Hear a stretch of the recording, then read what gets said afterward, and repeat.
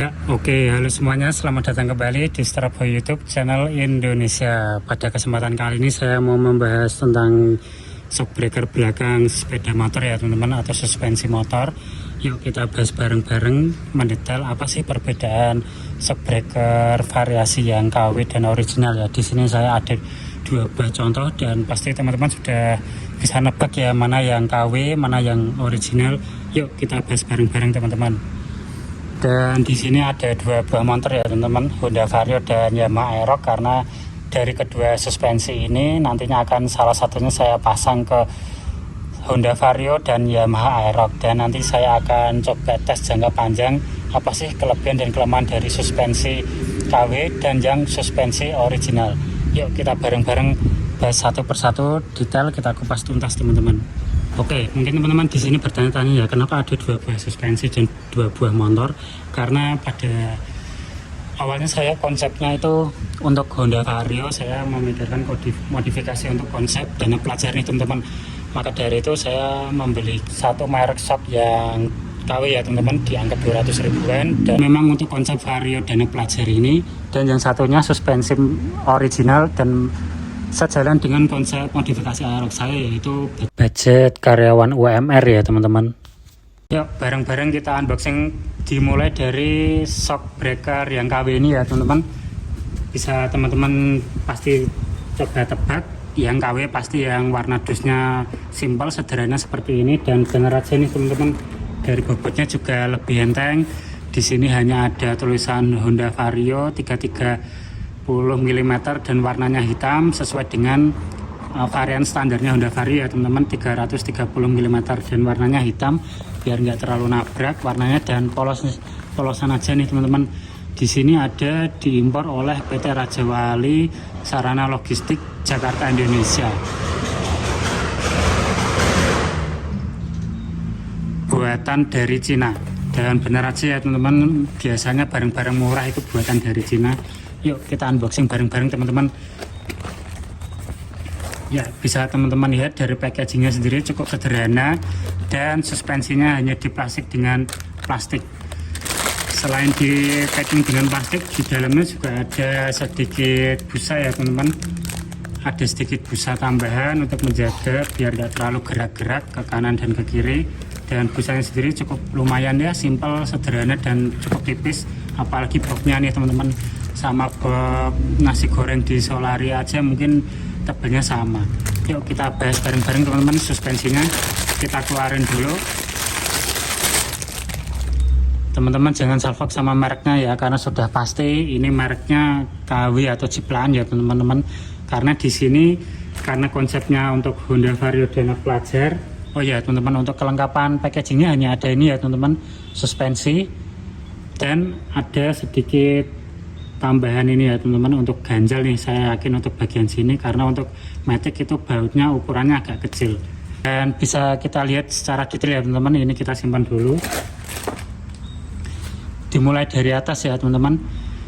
Untuk build quality dan finishingnya sendiri cukup rapi. Dari warnanya tidak ada baret-baret halus ya, ada sih teman-teman, ada baret-baret halus, entah itu gesekan atau dari packagingnya yang lumayan tipis. Selain itu juga dari ini sendiri teman-teman ada seal karet di dalamnya. Ini juga warnanya cukup memprihatinkan ya menurut saya, agak buluk kotor seperti ini. Dan ini untuk area bawahnya untuk mengikat ke bagian CVT. Dan untuk detailnya sendiri cukup lumayan ya teman-teman, untuk harga 200.000 pas, tidak kurang tidak lebih, sudah termasuk ongkir, sudah sampai ke rumah kalian. Fitur yang berfungsi hanya preload ya teman-teman, ini bisa kalian putar ke bawah atau ke atas. Yang sisanya ini tadi sebenarnya sudah saya unboxing dan sudah saya coba. Bagian atas ini sudah saya masukkan kunci L bintang teman-teman, nggak fungsi sama sekali ya teman-teman, hanya dia muter. Untuk bagian bawah kita coba dulu, itu nggak bisa muter ya teman-teman, jadi ini hanya terkunci, tidak ada malah bautnya yang lepas teman-teman. Jadi ini 100% tidak fungsi ya teman-teman. Dan dari seller pun sudah pernah jelaskan di dalam deskripsinya kalau tabungnya ini hanya variasi dan putarannya hanya variasi, dan ini hanya dikendurkan aja nih teman-teman, tidak bisa berfungsi. Dan ini jika dikendurkan malah lepas. Begitu juga pada bagian atasnya juga, jika dikendurin malah lepas ya teman-teman, bukannya berfungsi tapi malah lepas. Ya emang benar aja ini hanya sifatnya fungsi variasi aja nih teman-teman. Begitu juga untuk bagian tabungnya, bagian atas dan di bawah tadi juga tidak berfungsi ya teman-teman, hanya sebuah variasi atau modifikasi aja pada bagian tabungnya. Jadi jika dikendorkan akan lepas, jika dikencangkan terpasang gini aja nih teman-teman. Gimana teman-teman, worth it ya? Untuk harga 200 ribuan, 200 ribu pas mendapatkan suspensi tabung yang pasti sudah variasi, tidak bisa fungsi, tapi cukup untuk menambah estetika untuk motor standar ya teman-teman. Dan menurut saya cukup worth it sih. Di online shop itu banyak teman-teman bertebaran sub tabung harga 200 ribuan, tabungnya tidak berfungsi, hanya sebagai variasi aja. Dan ini warnanya sendiri titanium black ya teman-teman, untuk partnya sendiri warna black, begitu juga tabungnya, dan detail-detailnya berwarna titanium grey dengan finishing warna oranye ya. Harapan saya sih masuk untuk vario saya yang warnanya matte blue. Oke, ini dia penampakan atau review dari shock KW atau shock variasi aja ya teman-teman. Dan selanjutnya kita akan bandingkan dengan shock yang original dari DBS. Dan ini marknya WP Suspension, hanya stiker aja ya teman-teman. Dan ini bisa dikopek atau dilepas. Oke teman-teman, kita unboxing bareng-bareng ya shock DBS original dari Jepang ini teman-teman ya. Ini infonya sih emang original ya teman-teman, karena harganya sendiri. Oke, kita langsung bahas harganya dulu ya teman-teman. Ini harganya 900.000, tipenya DBS 728 font series. Ada sedikit informasi dari deskripsinya karena ini terkelupas karena packagingnya tadi ya teman-teman, pakai lakban. Ini sebenarnya tipenya DBS 728 font series special edition, dan ini warnanya black blue dengan as warna gold teman-teman. Dan ini bisa dibaca ya teman-teman, nitrogen ini tadi isinya itu tabungnya berisi nitrogen dan oli, dan itu berfungsi ya teman-teman. Dan ini kita in-depth tour dulu. Packagingnya lumayan berat dan tebal teman-teman, niat ya untuk suspensi original. Yuk kita buka bareng-bareng ya teman-teman, karena lumayan berat saya taruh di bawah aja.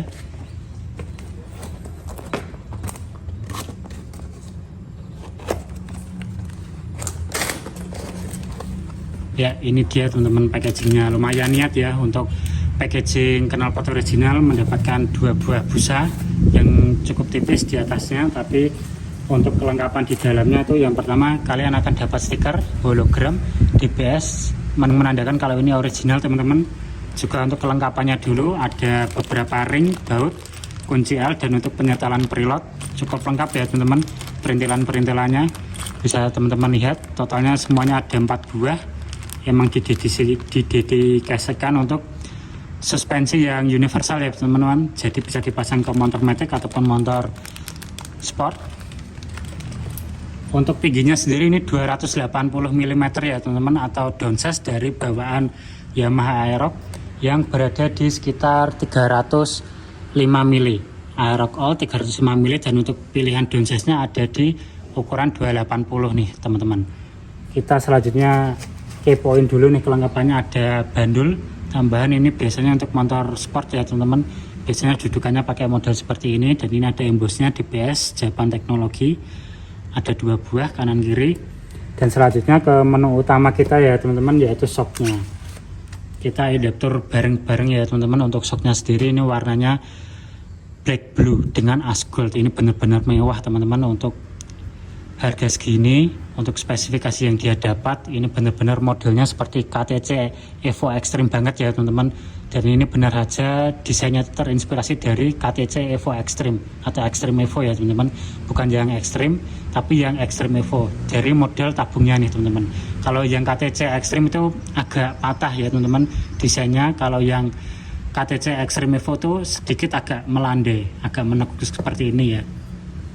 Dan ini benar aja mirip-mirip dengan RCB Flow Pro ya teman-teman, yang dimana itu kelasnya hampir head to head. KTC Extreme Evo dan RCB Flow Pro hanya beda harga sekitar 200 ribuan, Kalau yang ini dengan harga separuh dari KTC Extreme Evo di harga 900.000, kalian sudah dapat semuanya dari fitur, dari tampilan, dan dari spesifikasinya teman-teman. Yuk kita bahas bareng-bareng. Yang pertama, untuk preloadnya sendiri, ini fungsi ya teman-teman, bisa teman-teman putar menggunakan kunci yang berada di sini tadi. Ini untuk penyetelan preloadnya, jadi ini fungsi ya teman-teman preloadnya. Untuk putaran ribbonnya sendiri di bagian bawah ini juga fungsi, ada embossnya fast and slow. Ini untuk kecepatan dari ribbonnya sendiri bisa diputar, dan suaranya kliki ya teman-teman, dan satisfying banget. Dan untuk tabungnya sendiri ini juga ada embossnya soft dan hard ya teman-teman. Ini untuk kompresinya bisa diatur menggunakan kunci L. Dan ini penampakan untuk asnya teman-teman berwarna gold ya, dan ini sedikit perbandingan dengan DBS 729 Font Series yang new edition juga itu malah kembali ke as warna chrome nih teman-teman. Jadi lebih advance yang 728 generasi sebelumnya ya teman-teman. Jadi yang generasi paling barunya pun belum tentu lebih bagus, karena yang versi lebih di bawahnya sedikit malah memiliki as gold. Dan ini pertimbangan saya teman-teman, karena apa saya lebih pilih ini DBS 728 Font Series. Ini yang 728 bukan yang 729 ya teman-teman. Dan ini penampakannya secara overall, dan kita angkat bareng-bareng ya teman-teman dua-duanya. Ya, dan ini detailnya ya teman-teman. Gimana teman-teman, keren ya. Untuk harga 900.000 sudah termasuk ongkir sampai rumah, dan benar-benar cakep ya, dan cukup worth it ya teman-teman. Daripada ambil yang harga 500 ribuan, mending tambah sedikit, dapat yang tabungnya fungsi, ribbonnya fungsi, preloadnya fungsi, kompresinya pun juga fungsi teman-teman. Dan ini benar-benar worth it di harganya teman-teman. Sudah saya bandingkan tes spesifikasi dengan harga yang lainnya di atasnya ataupun di bawahnya apalagi, dan ini tetap jadi pilihan yang terbaik nih teman-teman di harga 900 ribuan.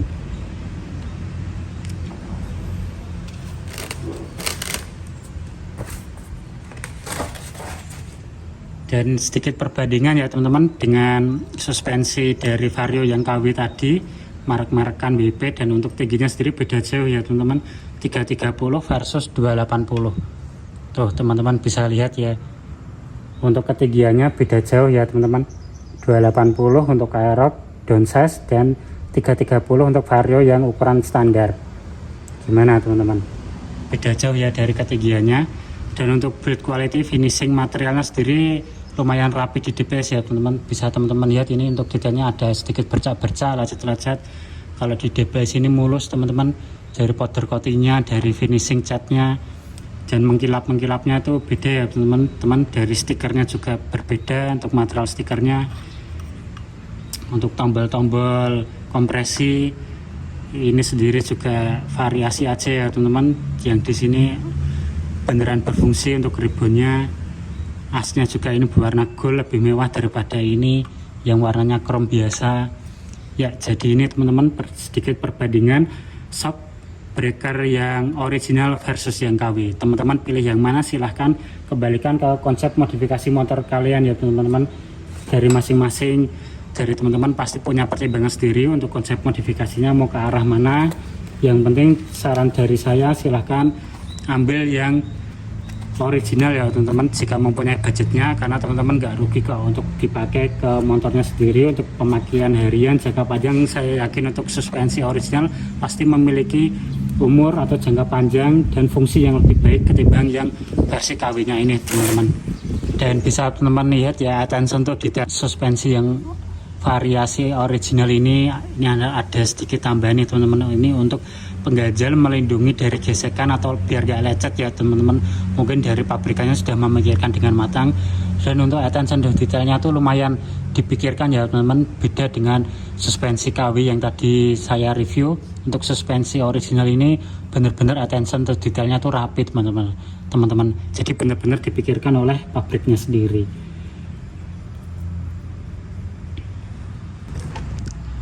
Ya, oke, mungkin video saya mengenai suspensi original dan suspensi KW ya teman-teman yang barusan saya jabarkan. Silahkan teman-teman bantu like jika menyukai konsep video seperti ini, dan jangan lupa di komen jika ada pertanyaan, dan jangan lupa di subscribe ya teman-teman untuk membantu channel saya. Terima kasih sudah menonton.